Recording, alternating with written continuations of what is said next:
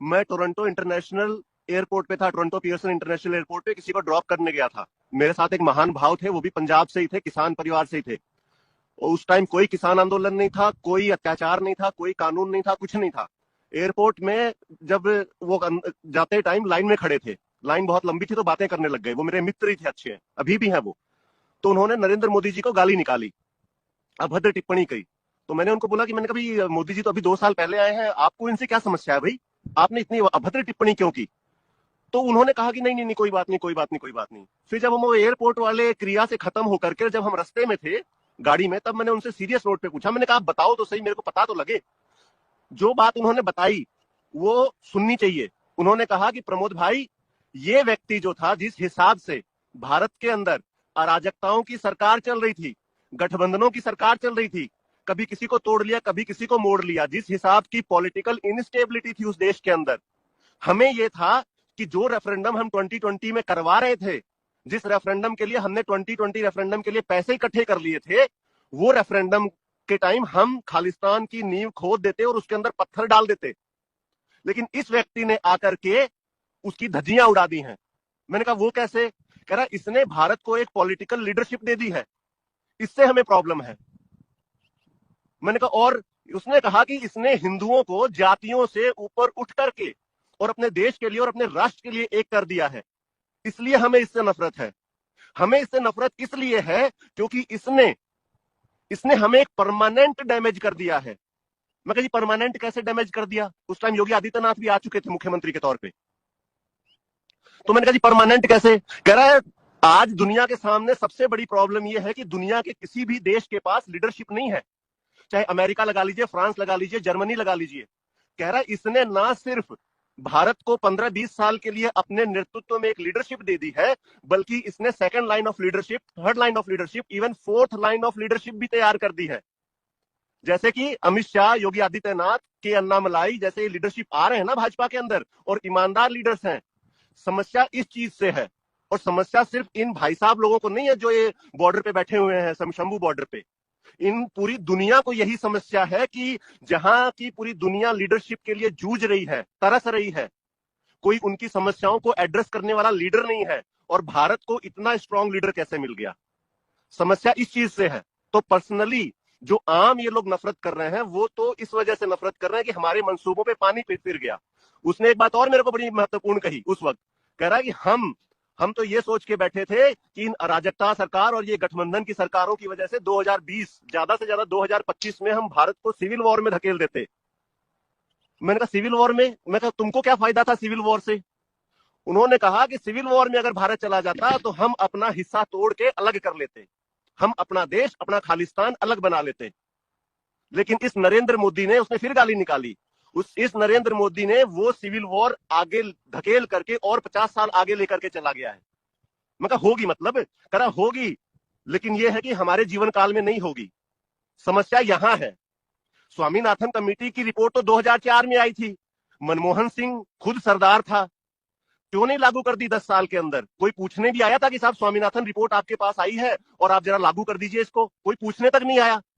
जैसे ही एक राष्ट्रवादी और एक पॉलिटिकल स्टेबल लीडर आया जो कि भारत को एक विकसित देश की तरफ और भारत की संस्कृति को आगे बढ़ा रहा है, उनको समस्या होने लग गई और इसके ऊपर आ गया। एक और सबसे बड़ा कारण ये जो अभी लेटेस्ट 5-10 दिन पहले ही पता लगा है कि एकदम से उग्र क्यों हो गए हैं और एकदम मारने मराने पे आतुर क्यों हैं। ये जो मंदिर बन रहे हैं ना साहब, ये मंदिर धरती की जमीन पे नहीं बन रहे, धरती पे नहीं बन रहे, ये क्रिश्चियनिटी के, इस्लाम के और इनकी छाती पे बन रहे हैं।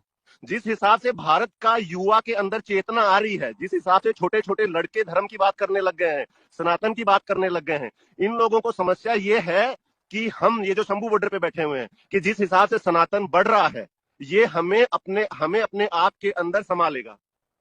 क्यों संभालेगा? क्योंकि श्री गुरु ग्रंथ साहब के अंदर 9258 बार राम और कृष्ण का शब्द का यूज होता है।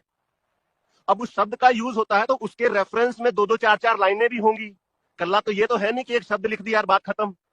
अब उस एक शब्द के ऊपर जब 2-2 4-4 लाइनों का रेफरेंस होगा तो 9000 को आप 4 लाइनों उससे गुणा करिए तो कितना मटेरियल उस पवित्र ग्रंथ में जो है वो सनातन को लेकर के दिया गया है। इनको ये है कि जिस हिसाब से सनातन का प्रमोशन हो रहा है, उस हिसाब से तो जो है हमारे लिए समस्या है। कारण ये है। एक और इनका मेन कारण ये है। हाँ जी बोलिए। नहीं, आप अपना कारण बताइए प्लीज, मैं अपनी बात बाद में पूछूंगा जी। तो पहला कारण नफरत का जो था वो सिविल वॉर को अवॉइड कर दिया। दूसरा कारण नफरत का जो है वो सनातन का रिवाइवल है। और वो सनातन का रिवाइवल सिर्फ भारत में नहीं है, वो सनातन का रिवाइवल पूरी दुनिया में है। और वो पूरी दुनिया में इस हद तक है कि आज रशियन गोरा भी हरे कृष्ण हरे राम कर रहा है। आज कनाडा के अंदर जो गोरा बैठा है, जो अमेरिका के अंदर गोरा बैठा है, जो इंग्लैंड के अंदर गोरा बैठा है, जो बीफ खा करके, जो गाय का मांस खा करके बीमार हुआ पड़ा था, उसको ये पता लग गया है कि योग करने से मेरी बहुत सारी समस्याओं का हल है। उसको ये पता लग गया है कि मेडिटेशन करने से जो हमारी एक बहुत बड़ी जनसंख्या डिप्रेशन के अंदर जा रही है, उसका हल है। उस डिप्रेशन से हम बाहर निकल सकते हैं। जब उनको इन दो समस्याओं का पता लग जाता है तो उस गोरे के अंदर जिज्ञासा होती है। वो गोरा दिहाड़ीदार नहीं है कि सुबह 8 बजे से लेकर रात को 10 बजे तक दिहाड़ी पे ही है। उसका खुद का घर है, वो फ्री रहता है। जैसे हिंदुस्तान में लोगों के पास बहुत फ्री टाइम है, फिर वो हिंदुज्म के बारे में रिसर्च करने लगता है। तब उसको समझ में आता है कि जो मैं अभी तक जीवन जी रहा था उसका तो कोई मूल्य नहीं था। जीवन जीने का द असली way of living life is Hinduism. और तभी आप देख सकते हैं कि ये ढोल और ये दूसरे भक्ति के उपकरण लेके जो सड़कों पे हरे राम हरे कृष्ण, ये बैप्स वाले, इस्कॉन वाले, रशिया, नॉर्वे, हर जगह जो घूम रहे हैं, ये उसी का एक कारण है।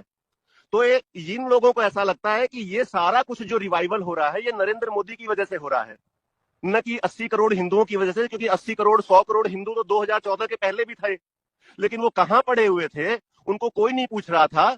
और हम जो है, हमने पीछे इंग्लैंड में और पूरे वेस्ट के अंदर पिछले 40 साल से हम गुरुद्वारे बना रहे थे, हम लंगर लोगों को खिला रहे थे, हम लोगों को ये समझाने में लगे हुए थे कि जो सिक्खी है, जो यंगेस्ट रिलीजन है इस दुनिया का, वो ही बहुत अच्छा है। लेकिन उस 40 साल के ऊपर ये 10 साल के अंदर भारी पड़ गया।